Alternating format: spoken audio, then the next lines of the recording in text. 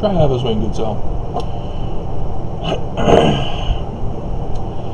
Mormons and ex-Mormons duke it out, arguing over whether the Book of Mormon is true or as a history or false as a fraud. There are other options, as I've discussed with you guys, but we're going to focus on the failure of Mormons to establish truth that the Book of Mormon is history. As we all know, Mormons use diversionary, deflective tactics to defend the Book of Mormon by, claiming that the geography has been found, that archaeology has found European animals and coinage in America, that the DNA actually comes from Jews, that Alma has been found to be a Hebrew male name, and etc., etc., etc. But let's be clear, no plates. Why do we need plates to establish the truth of the Book of Mormon? Because it's one thing for critics to say, oh, well, why is adieu a French word in the Book of Mormon?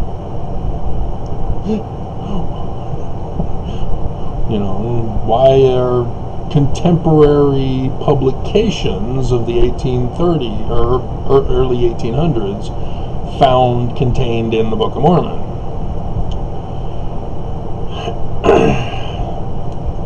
And all of that is useless arguing. Both sides, stop it.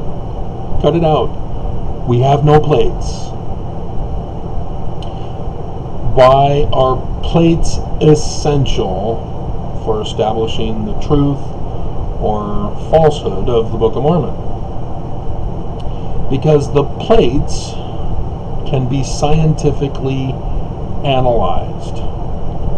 If carbon dating of any kind can be done with them, linguistic researchers can now go in, check the text on the plates with the translation to see if, sure enough, wow, these ancient Egyptians in America had made errors exactly like the 1769 King James Version of the English Bible. Amazing. Wow, Book of Mormon's true. And to be able to identify Egyptian. Remember, the small plates replacing 116 pages of the Book of Lehi are in Egyptian. They were just put in the full plates of the Book of Mormon, according to the narrative. And according to what the Lord told Joseph Smith as to what's now going to happen now that Joseph Jr. blew it. One of the contemporary publication authors is Joseph Smith Sr., by the way, the Lord of the Manor of the Smith family.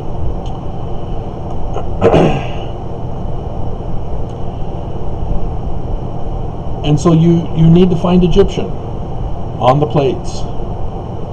It needs to be translated to correspond with Joseph's translation. And so, if Mormons want to defend the Book of Mormon, instead of saying, oh, well, archaeologists have found cows in America and other European mammals and such,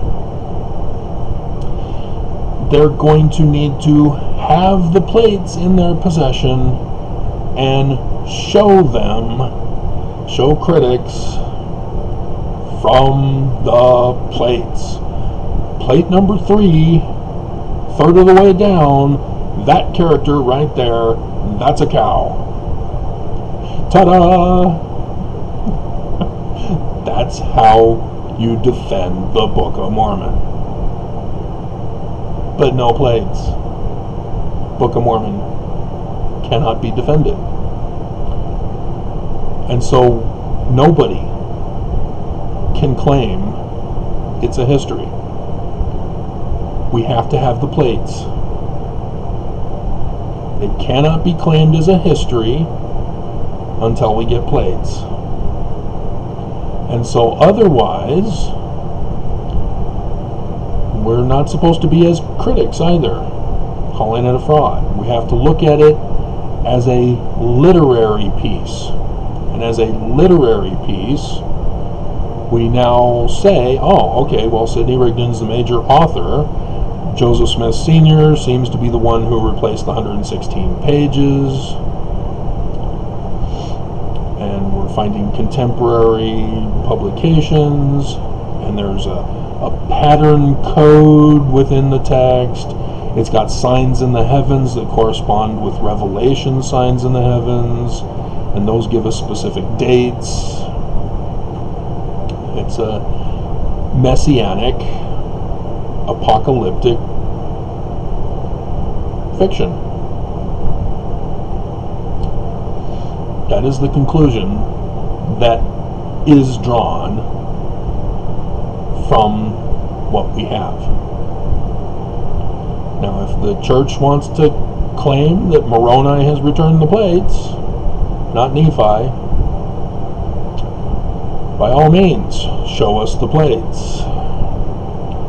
Prove you're not lying to Mormons, lying to the world that the Book of Mormon is historical. It's that simple. That's all that needs to be done. But Nelson can't translate as he's demonstrated, so he'll have to hand it over to real linguistic scientists who know how to translate instead.